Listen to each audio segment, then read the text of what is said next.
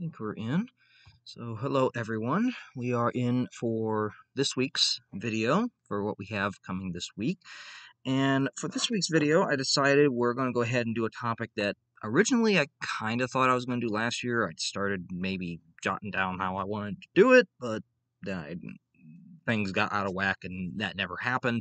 So we're going to go ahead and cover that today for this week's video as a topic, and that specific topic would be that of the Crimean War. Now, the Crimean War is a war that happened in the 19th century, about from 1853 until 1856, and it's not really a war, I think, that gets as much popularity or as much attention in the historical mind of most people in terms of world conflicts as, say, the American Civil War, which happened 10 years later, or even the Mexican-American War would get that. You also have, of course, the Napoleonic Wars in Europe. Those get a lot more attention. Even the Franco-Prussian War 20 years after does. The Crimean War today is kind of overlooked unless you lived maybe specifically in one of the countries that took part, but even then, that is iffy. But the Crimean War is going to be a significant war in world history because this is what many historians call the first modern war. They use in the Crimean War a lot of, for the first time, a lot of the basic technologies and tactics that are going to start shaping the way that wars are fought over the course of the next century. For example, we have railroads now, we have telegraph systems for communication. Troops are now using rifles that are being mass-produced in factories. And of course, modern medicine is not quite there, but it's starting to become a thing at this point. And all these are going to be very big indicators. We have some advances in artillery that we're also going to see in this war. And this is going to make the Crimean War, according to most historians, it is an example of possibly the first time we had a semi-modern war start to emerge on the globe. So the Crimean War from 1853 to 1856 was a big contest between, it was an imperialist contest in all truth. It was between the Russian Empire, or Russia as we'll call it, we'll just simplify it as Russia. It was between Russia, and then of course Russia is fighting against the Ottoman Empire, which is today Turkey, and then is also fighting against France and Great Britain. And you even had the little kingdom of Sardinia, which would eventually unify Italy within 10 years, but they weren't a major in terms of getting the war started in its duration. They were kind of just someone that got involved in that sense. So what started the Crimean War? And the Crimean War is going to start, kind of oddly, with religious tension. Now, that's not really odd, considering that we've had many wars over religious tension. As we mentioned back in January, we had multiple crusades over the issue. And this is going to become a problem even in the 19th century. And that was because of the religious tension between Europe's great powers, but specifically, two powers in particular are going to have more of a hand in this than anything. And that is Russia and France. Which is going to seem odd to you that might know World War I a little bit, because you're like, wait a minute. Russia and France were allies in World War I. How were they enemies 50 years before? You're going to find out why. So what we have here is a clash with religion. Both nations, both France and Russia, and most of Europe, were Christian nations. They were Christian by faith. They were not Muslim majority unless you were within the Ottoman Empire. Unfortunately for them, just because they were Christian did not end the divide, because as we well know, those in the western part of Europe are traditionally Catholic or Protestant. In France's case, it was Catholic, and in Eastern Europe, where Russia is, it is Orthodox. They are Greek Orthodox or Russian Orthodox, depending on where you are, and there's a big split between those two branches of Christianity. And both of these two branches have pilgrims, or people that are wanting to visit the Holy Land in Israel, in Jerusalem, which at that time is being ruled by the Ottoman Empire, which is a Muslim majority empire. It's a Muslim country. So Christians got certain religious protections as they're going through the Ottoman Empire. They still have to get certain papers and stuff to travel within it, just like they would any country. But there is questions over who is going to act as the nation that is going to be the guarantor of Christian pilgrims and their rights and safety as they traverse through the Ottoman Empire. Who's willing to guarantee their safety and basically say to the Ottomans, make sure that nothing happens to them, or we will get involved. Basically to be the bully. And France and Russia really, in the 19th century, after the end of the Napoleonic Wars in 1815 and the Congress of Vienna, which brought about the great harmony of Europe that would last throughout most of the 19th century, there'd be very few wars in Europe because of that. However, France and Russia are very much an argumentative state over who should be basically get that prestigious title of the protector of all Christians within the Holy Land, whether or not they be Catholic or Orthodox or Protestant, whoever they might be. And this comes down to simple imperialistic goals. Russia and France want the prestige that comes with that title, even though it really doesn't do much. It just looks good. And that is where we have the conflict between two men in particular. We have the Russian Tsar, Nicholas I, and this is the portrait of Tsar Nicholas. He's on the Russian side. He wants this title for himself. And on the other side, on the French end, we have Emperor Napoleon III, who is the nephew of Napoleon Bonaparte, who is the nephew of Napoleon I. So these two men is going to really start this clash off with the Crimean War. And we'll come back to that in a second. So the argument over they want to be given the title of protector of all Christians. And it comes to the Ottomans to say, well, we're going to go ahead and we're going to give this title to this nation or this one. And eventually what kind of spawns this whole war is Russia gets agitated because there is an attack and murder of several Orthodox Christian monks in the town of Bethlehem in the Holy Land, the town where Jesus was born. And Nicholas sends an emissary to the Ottoman court, to the Ottoman sultan in response. Mind you, these were Orthodox Christians, and they've just been killed in an attack by Catholic ones. And this kind of irritates Nicholas to the point that he's arguing, even if I don't get declared, I want the declaration to be that I am the protector of all Christians within the Ottoman Empire, not France, because France seems to be more than willing to just let Catholics get their way and attack our people of our faith. And he sends this emissary to the Ottoman Sultan demanding equal access for Orthodox Christians to religious sites within the Ottoman Empire, and he also requests that the Sultan recognize him as the protector of all Christians within the Ottoman Empire. The Sultan initially accepted this demand. Initially, he said, "Sure, I'll give you the title. I'll give you it if it calms you down." Well, this is not to the liking of Emperor Napoleon III, who is very ambitious. He wants to really grow France's prestige across Europe and across the world. He wants to gain France more power after its embarrassment during the Napoleonic Wars. So he is looking to expand his French Empire and any influence it has, and he is kind of on good terms with the Ottoman Sultan, and he very much kind of inclines and threatens the Sultan on his own behalf and says, well, you better give me that title, not Nicholas. The Ottoman Sultan, having slightly better relations historically with France than he did with Russia, as Russia and Turkey had been fighting for centuries, then goes back on his word to Nicholas, says, oh no, I'm taking away that title from you now, and I'm giving it to Napoleon over here. That ticks Nicholas off. Nicholas is outraged that the Ottoman Sultan would do this, and he opts to use force to basically force the Sultan to change his mind, is what his initial idea was. So when the Sultan eventually refused to reverse his decision, Nicholas chose to place troops on Russia's borders with the Ottomans and on Ottoman territory. They would occupy two key Turkish principality provinces, those of Moldavia and Wallachia in modern-day Moldova and Romania, which will show you where that is on this map. Do I have a pen here I can point to stuff? So here is southeastern Europe about the time of the Crimean War. This is pretty much unchanged since the Congress of Vienna in 1815, when it had been decided. All this orange, this is the Ottoman Empire. This is Turkey. This is all Turkey. This up here is the green, is Russia, the Russian Empire. We have the Austrians over here in Prussia. Well, the Austrians in yellow, my bad. And then we have up here is Prussia and all the Italian states over here. But what we're pointing to in particular is these two provinces. This is Bessarabia or Moldavia. This is one province the Russians go and occupy.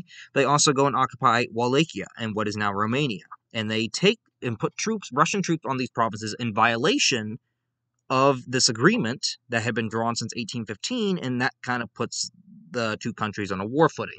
Mind you, most of the war, of the Crimean War, when we call it the Crimean War, it's because it centers right around this port right here, Sevastopol, on the Crimean Peninsula and what is now Ukraine. And the whole Black Sea ends up kind of becoming a battleground in all sorts. The Russians occupied this because they thought that even if the Sultan goes to war with us, even if the Ottomans decide to go to war with Russia, there is, and it's across Europe, this belief. It's not just Russia that has it, but the Ottoman Empire has been gradually militarily in decline for well over 100 years at this point. And there is the nickname in Europe, the erroneous nickname, that it is the sick man of Europe, that the Ottoman Empire is dying, and that the major empires should kind of take advantage of that and, dissect this empire and take it apart and take lands for themselves at its will. So Russia and Nicholas I aren't really concerned at first with war breaking out because they're saying, ain't no big deal. The Ottomans are weak. They're not really going to put up much of a fight, and it's just them. It's just us and them. There's nothing else going to come out of this. That very quickly turns around to backfire. Because initially, the announcement that they're going to war with the Ottoman Empire is going to set Britain and France on edge, because Britain and France have a great big fear. Britain, who has colonies across the world and has the world's largest colonial empire, has a massive holding in India. They're very fearful of Russian expansion. British fear that Russia somehow has designs on British India, even though there's no evidence to suggest that they did. They fear that Russian expansion into Europe could be a counterweight to their domination in Europe and around the globe. So Britain is fearful of Russia getting more powerful. And France, on the other hand, as we kind of discussed, you have Napoleon III, who's just diehard, wanting to kind of restore some honor and prestige to his country, to France, after it had gotten kicked in the Napoleonic Wars under his uncle. So that is why he is kind of on edge, because he sees not so much a fear of Russia expanding, but more of, this is an opportunity for my country to gain some well-deserved spoils of war with a country that we've been quarreling with for some time. But this doesn't happen immediately. The Ottomans would officially declare war on Russia and begin the Crimean War in October of 1853. And despite the initial victories for the Ottomans, the war very quickly turned in Russia's favor. Russian warships actually attacked the Turkish fleet at the port of Sinop in the Black Sea.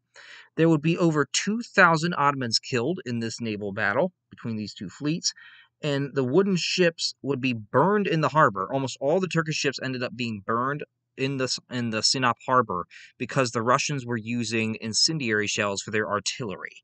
And these shells lit these ships that were made out of wood literally ablaze, and it burned so severely that there were very few survivors on many of those Turkish ships.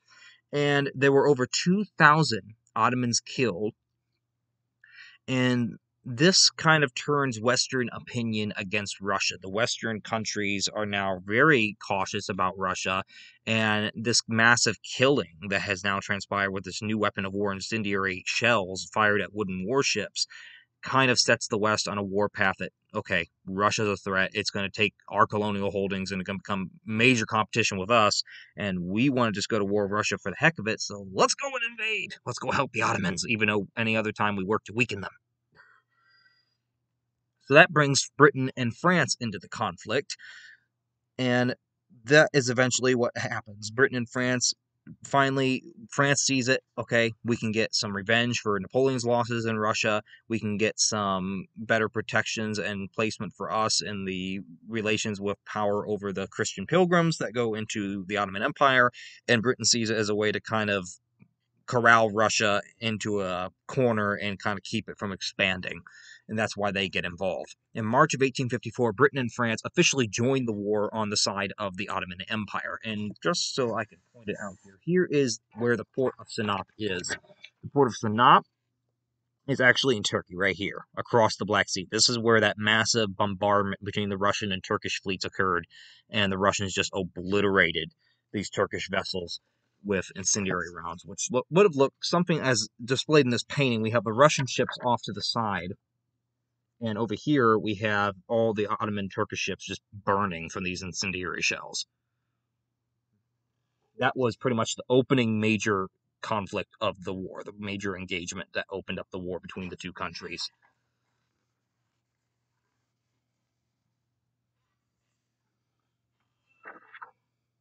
So eventually, by Britain and France coming to the Ottomans' aid, this is really going to boost the side against Russia, because Britain and France have very large militaries and very large navies.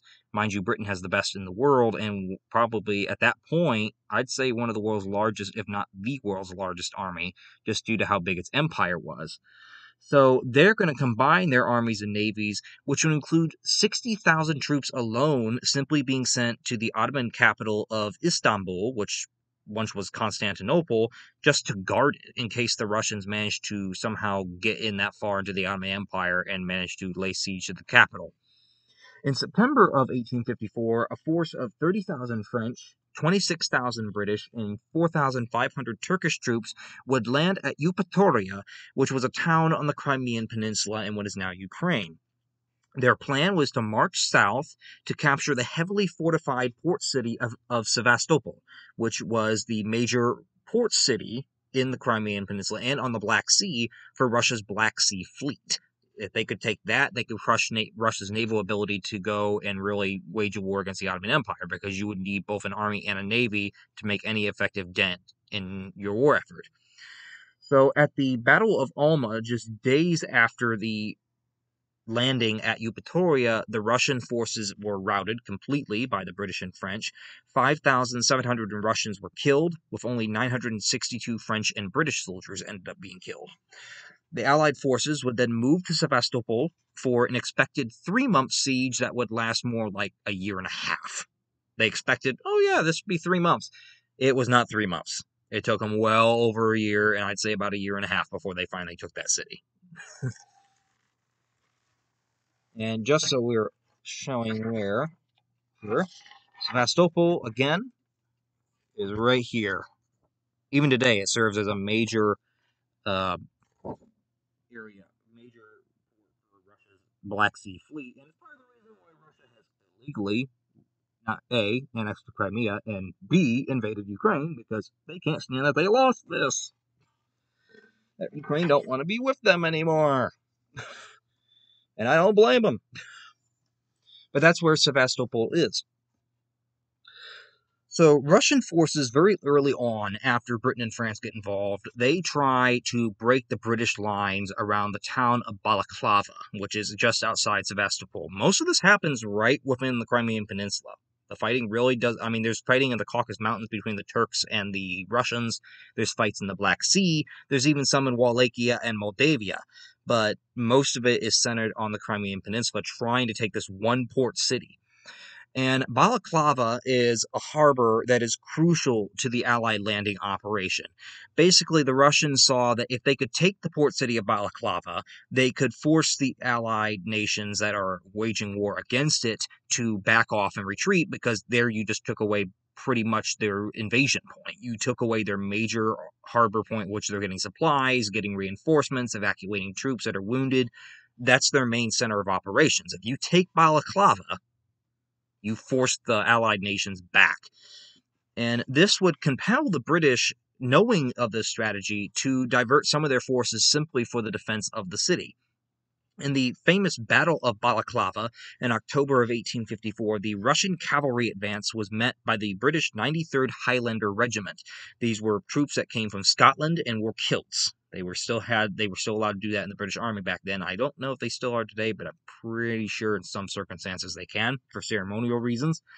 Their commander, Sir Colin Campbell, allegedly said, when he was asked of possible retreat during the Battle of Balaclava, he supposedly had commented that you must die where you stand, basically saying that we are not going to retreat, because if there's nowhere to retreat to. If we are in enemy territory, our backs are to the sea, you will die where you stand or be killed, or you'll come through this.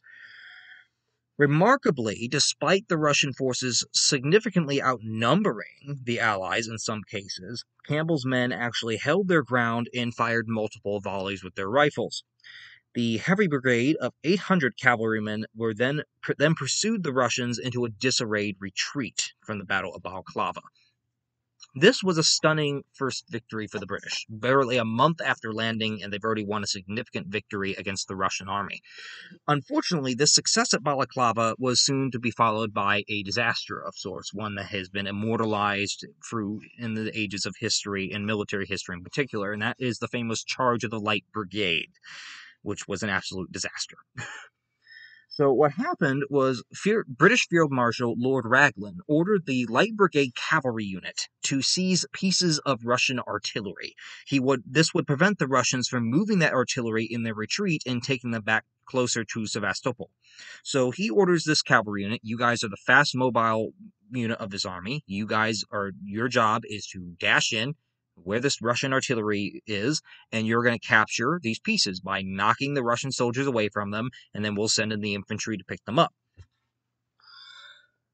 But there is a problem with this attack. It's not with Raglan's objective. Raglan is strategically sound in saying, yes, let's take this Russian artillery back. The problem comes that his orders are misunderstood and misinterpreted. One of his officers, George Bingham, who was the Earl of Lucan, became confused over which artillery pieces the Lord Raglan was referring to. Because there were multiple positions of Russian artillery, so he did not quite understand, okay, do you mean the one over here, or do you mean the one on these hills over here, or the ones in the valley?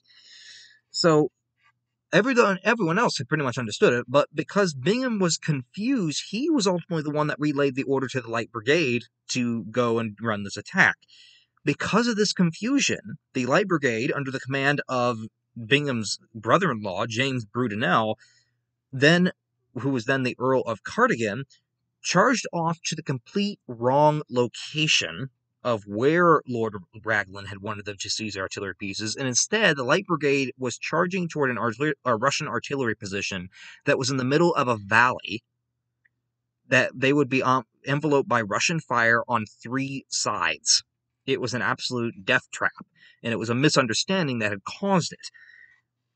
According to Lord Cardigan, who had commanded the Light Brigade in that little charge, he said that they came within 50 yards of artillery before we were engulfed in gunfire. They didn't even come, they no sooner came up on the artillery and all hell broke loose in all sense of the word. It was all hell break loose. The Light Brigade in this disastrous assault lost 110 men, another 160 wounded in the attack out of a number of 670. So that was a good side portion of their force that got lost, either being wounded or killed. They also lost 375 horses in this mad dash attack that was absolutely bashed from the start. And this was not the only thing. I mean, this was a significant problem for the British Army, and one of the biggest problems of the Crimean War. It was in the French army, it was in the Russian army as well, and the Turks. There was a lot of miscommunication. There was a lot of just the tactics were not sound, and some of the moves that these commanders did, you question, why would you do such things? It caused quite a stir at home for incompetence, and is the military even thinking about what they're doing? I mean, like, who would do this on the battlefield at times, were how questionable these orders were. And there were also questions about how are the wounded being treated. We're having so many, and they're not being treated that well. So a lot of more of these modern practices only start to be used after it comes to realization that no one's really working together on this, and we really need to implement this technology so that we, A, are saving more lives, and B, we're being less careless when we're waging this war. For example, we have a telegraph system. If you aren't sure about something, wire it back to your commander. Ask for confirmation. We have railroads. Why are you not getting enough supplies? You should be having more than enough supplies. We have railroads capable of delivering them to you. modern medicine is starting to come about. Why do we not have things of morphine on the battlefield for wounded soldiers who are having to undergo surgery? Why is that not there? In November of 1854, the Russian forces would again try to force an Allied withdrawal with a surprise attack. This became known as the Battle of Inkerman, and Inkerman was kind of unique because it was fought in a thick fog. The entire battlefield was fought. It was enveloped in just nothing but fog on the day that this was fought, and this caused confusion on both sides. Why you would fight a battle in thick fog, I have absolutely no idea. Your artillery can't even see what you're aiming at. And the enemy, the fog was so thick that the soldiers would literally be like tiptoeing through the fog because they didn't know where the other enemy regiments were. There were a couple instances that we are aware of which regiments met each other and then thought they were the enemy and then ended up firing back at friendly forces. So whoever made the glorious, decision, oh yeah, let's go fight this and push them off. Even let's not wait for this fog to clear first. Absolutely disastrous. British soldiers marched blindly toward gunfire, and in the Russians' case, they couldn't even see the Allied forces that were coming at them and didn't realize until it was too late that they were badly outnumbered and should have fallen back in the first place. The Russians would retreat from the Battle of Inkerman after losing 12,000 soldiers. The British and French lost 2,500 and 1,700 respectively. The Allied forces were victorious pretty much in 1854 as soon as they landed. However, they did suffer that winter from 1854 to 55 with a severe storm during the winter that hit the Crimean Peninsula in full. The storm would destroy tents, it sank ships with medical supplies and food and clothing and caused an even greater humanitarian crisis there. Soldiers would man trenches in the freezing cold during the storm, with some dying of frostbite or losing limbs to it, and cholera would spread among many other diseases among the encampments during the winter of 1854 to 55 on the Crimean Peninsula and kill many of the soldiers there, which would call for the need for better modern medicinal practices that were being already enacted in other countries. And that would bring possibly one of the more famous people from this war. We have the famous one of the founders of modern medicine in all sorts and modern nursing, and that was Miss Florence Nightingale. She was a British nurse with the British Army during the Crimean War, and Nightingale actually did a great job at trying to get these field hospitals, basically in operating order, getting them cleaned up in perfect operating order that they could actually treat the casualties coming in. And she later would actually start a school for nurses to treat them, to basically teach them proper nursing techniques and proper nursing practices that would be used during wartime. She was a founding person for modern nursing, and she got her experience during that war. We also have here a painting of some British cavalry charging during the Battle of Balaclava at the Russian forces, at the Russian artillery. It could even depict, looking at this now, it might also depict maybe the charge of the Light Brigade, but I'm not 100% sure it is, because it does look like there's an artillery position that they're charging.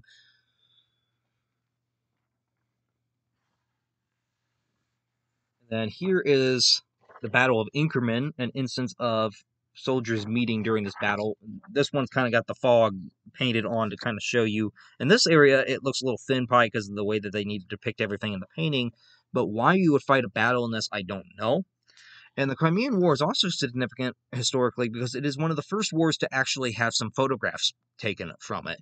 This was a photograph of the Inkerman battlefield just shortly after it had concluded, and this was the battlefield on Inkerman shortly after in November of 1854.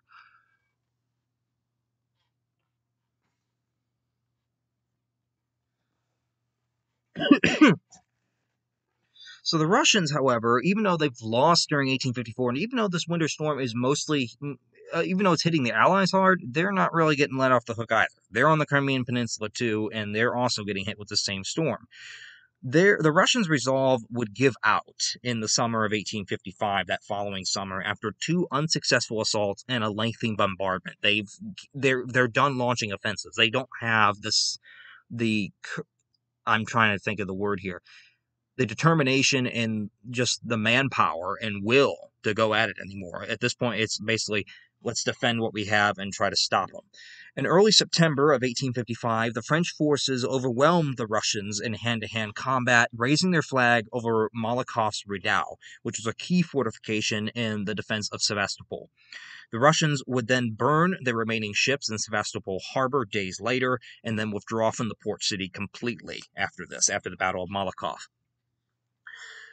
So this is a depiction of that. This was the splendid little French victory that definitely would have given, I'm sure, Napoleon III, upon getting news of the French really playing the heavy hand in overcoming the defenses of Sevastopol with this Battle of Malakoff, as depicted here, I'm sure that he was beyond jubilant with outright happiness that now France had had great military victory over the Russians that he could boast about. For the Russians, it only got worse after this. Now they've lost the headquarters of their Black Sea fleet. They've had to burn half their fleet to avoid the enemy from getting their hands on it. And now, Russia had been, from the start of the war, pleading for their neighbor, Austria, the Austrian Empire, to come to their aid and help them. Austria had so far remained neutral in the conflict, which had irritated the Russians a significant degree because they were supposed to be allies.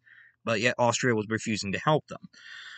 And Austria began to voice, shortly after the Battle of Malakoff and the fall of Sevastopol in September of 1855, that they were thinking about joining the war against Russia unless it ended quickly, just to bring peace and security to their borders.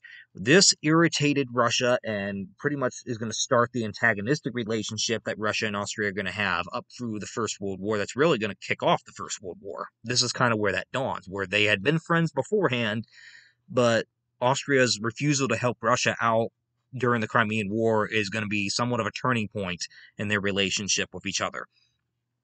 And once the Russians, they're not only mad that the Austrians are thinking about getting involved, but they also realize if Austria gets involved, we're done for.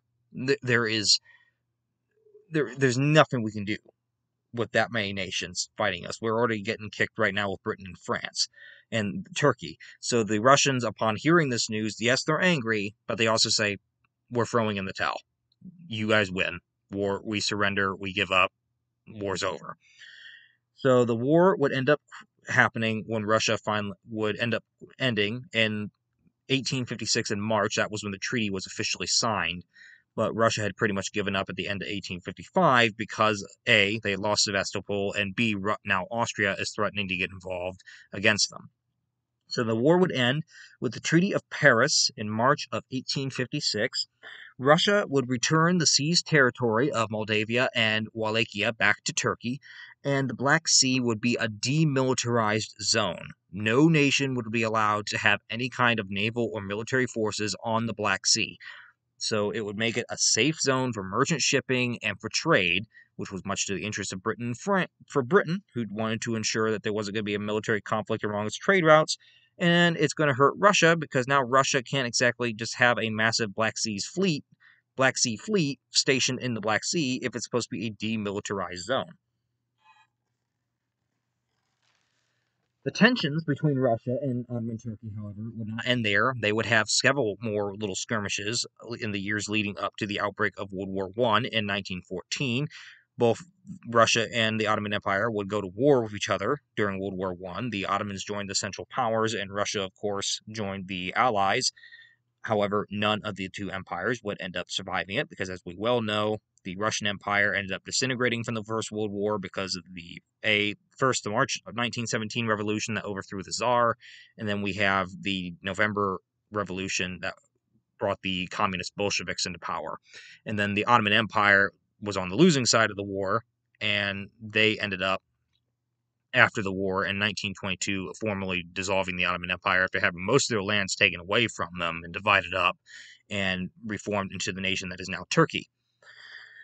But the Crimean War is considered as one of the first modern wars. As we mentioned, the soldiers would use rifles produced in factories. They landed on coastlines in armored vehicles for the first time. Telegraph was used for communication between the home and front lines. There was a telegraph that went all the way from the Crimean Peninsula to their headquarters all the way back in Paris, France.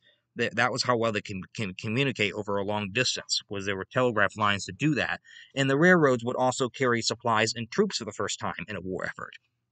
And perhaps one of the significant uh, innovations that's going to come about from this war is that it kind of drives the whole mass production of steel, because British industrialist Henry Bessemer, who is very famous for creating the Bessemer method of producing steel, he produced a new, more powerful, and accurate artillery shell during the Crimean War. However, when it was tested on British warships, Bessemer discovered that the standard cast iron naval guns could not handle the massive forces that were exerted on them from firing these shells. So he came to the conclusion, we need to get a new naval gun that is made out of steel or some kind of a higher material than cast iron that can actually withstand these forces. So he would patent this. After the war, he would end up patenting a process for the mass production of steel, which would be the material that is most essential for modern warfare. Because think, what are ships made out of? Ships are made out of steel. What are tanks made out of? Steel. Airplanes? Steel. Fighter jets, I should say, not airplanes. To be technical. Helicopters, steel. Steel is essential in the production of modern war. And Bessemer is going to come out of the Crimean War with the knowledge that as war's modernizing, so too does the technology to deliver these weapons of destruction. And that is going to only amplify to the point that by World War I, the tactics haven't been updated, but yet the technology has, to the point that when Europe goes to war in 1914, roughly 50 or 60 years after this, they don't realize until the war is already going on that, oh crap, like the casualty rates are so high, not because our tactics aren't sound, but because our tactics are now outclassed by the weapons that we have. The weapons that we have make these tactics antiquated and no longer viable. Technology has overrun the planning, and that is what's going to happen with World War I. But that concludes for the Crimean War for this video. Not exactly the biggest video, and it's a war that most often today is kind of overlooked, but I wanted to make a video about it and bring it up. So any comments, any questions, or anything of that sort, be sure to leave them in the comment section below, and we will get to them when I can. So as for next week, I'm trying to think here. What is next week? We have a Memorial Day next week. We should have a video next week, but we'll see. I might wait a week, but we should have a video up next week. But I'm putting that little bit of thing out there right now that it's possible there might not be. If I have a couple things that might come up, but we'll see if they actually do. If they don't, then we'll go ahead and do one next week as planned. So that concludes for today's video. So hopefully everyone has a wonderful Memorial Day weekend coming up, wonderful holiday weekend. Stay safe, and we'll see you all back here for the next video when either it comes out next week or the week after.